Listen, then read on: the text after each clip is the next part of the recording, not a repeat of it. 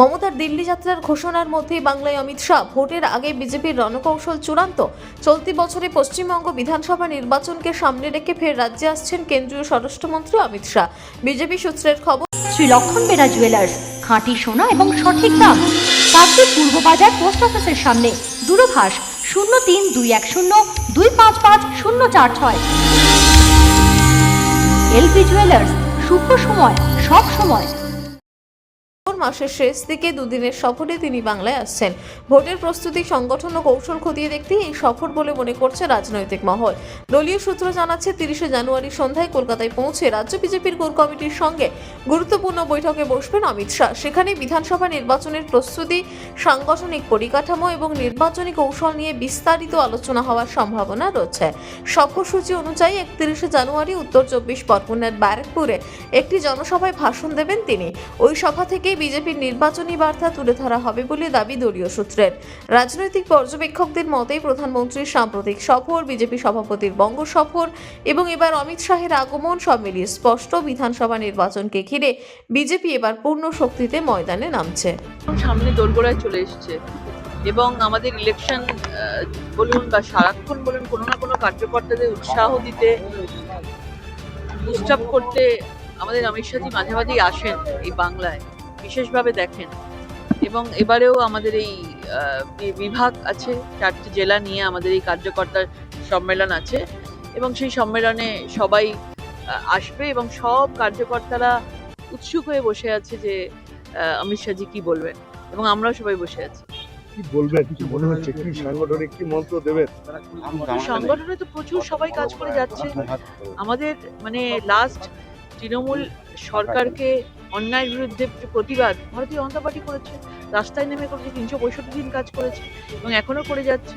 এবং অমিত শাহজি মাঝে মাঝেই আসেন এবং মাঝে মাঝেই আমাদের কার্যকর্তাদের সেই মার্গদর্শন করিয়ে যান, সেই পথ দেখান এবং যেভাবে বলবেন আমরা সেই পথেই চলবো। আমরা শিল্পাঞ্চলের জন্য কোনো বার্তা আছে? নিশ্চয়ই।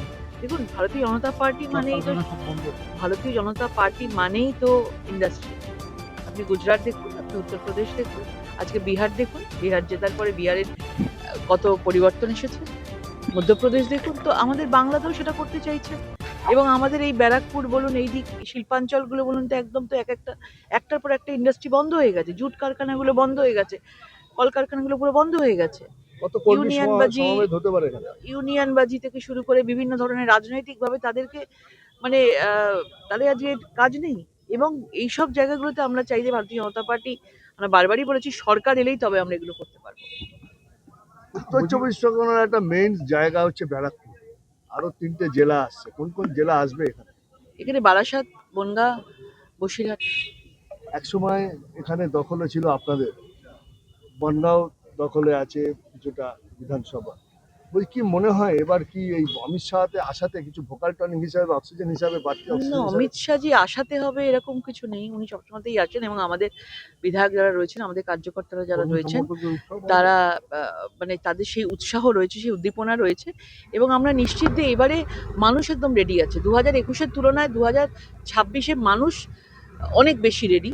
এবং দেখছেন বিভিন্ন জায়গায় মন্ত্রীরা যাচ্ছে, তাদেরকে গো ব্যাক স্লোগান, স্লোগান দেওয়া হচ্ছে। মানুষ একদম সেই ভয়টা মানুষের চলে গেছে। আজকে আপনার আশা আজকে আসা যে আমাদের সব ব্যবস্থাপনা চলছে, সেই জন্যই আসা, দেখভাল করছে।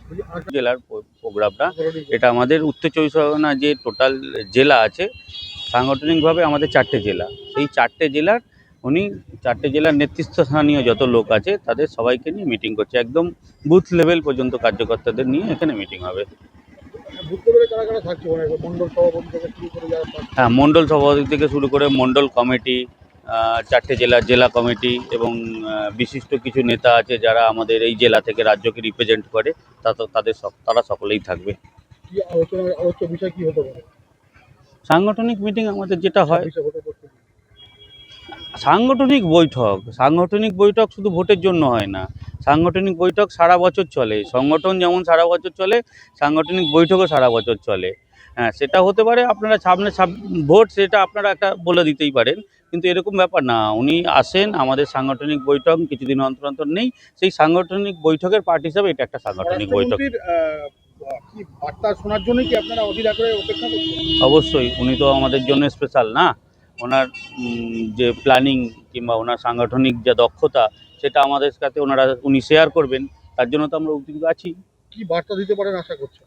কি বার্তা দিতে পারেন সেটা বার্তা দেওয়ার পরে বলা যাবে, যদি বলার যোগ্য হয় তাহলে বলা যাবে। সাংগঠনিক বৈঠক সাধারণত সাংগঠনিক বৈঠকে কি হয় সেটা সাংবাদিকদের বলতে নেই, এটা আমাদের সাংগঠনিক নিয়ম হিসাবে 31 তারিখ বেলা 10টার সময় 2.5 ঘন্টা ওনার শিডিউল আছে, 2.5 থেকে 3 ঘন্টা। আপনার আমার সবার প্রিয় পূজা সোয়াবুড়ি নতুন সাজে নতুন রূপে আমাদের আরো একটি নতুন সংযোজন গোপেশ সেমাই উৎসবে অনুষ্ঠানে বাঙালির ভুরি ভোজ। আহা, শেষ পাতে মিষ্টি না হলে কি চলে?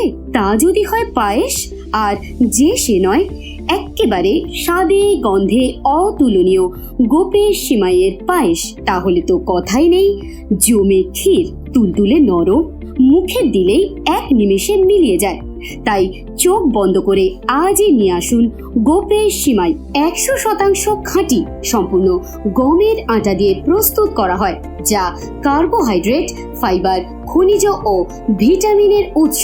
8 থেকে 80 আমাদের গোপেশ সিমাই সবার মুখে ফিরিয়ে দিল হাসি। Packed and marketed by Gopesh protein private limited. ব্যবসায়িক যোগাযোগের নম্বর 8981383099। জয়নগরে এই প্রথম সরকার দ্বারা অনুমোদিত 100 শয্যা বিশিষ্ট নার্সিংহোম স্পন্দন মেটার্নিটি অ্যান্ড নার্সিং হোম। এখানে 24 ঘন্টা আইসিসিইউ, এনআইসিইউ, ডায়ালিসিস ও সকল প্রকার মাইক্রোসার্জারি সহ অত্যাধুনিক সিআর যুক্ত মডিউলার অপারেশন থিয়েটারে স্পাইন, ব্রেন ও অর্থোপেডিক রিপ্লেসমেন্ট সার্জারি সুব্যবস্থা আছে। সম্পূর্ণ বিনা ব্যয় Swasthya Sathi, west Bengal health scheme ও অন্যান্য মেডিক্লেমের চিকিৎসা ও অপারেশনের সুবিধা পাবেন। Spandan maternity and nursing home, NABH accredited hospital, Thana cross road, Joynagar, Majilpur, Dakshin 24 Pargana. যোগাযোগ 03218228500 ও 9732607328, 9647346036।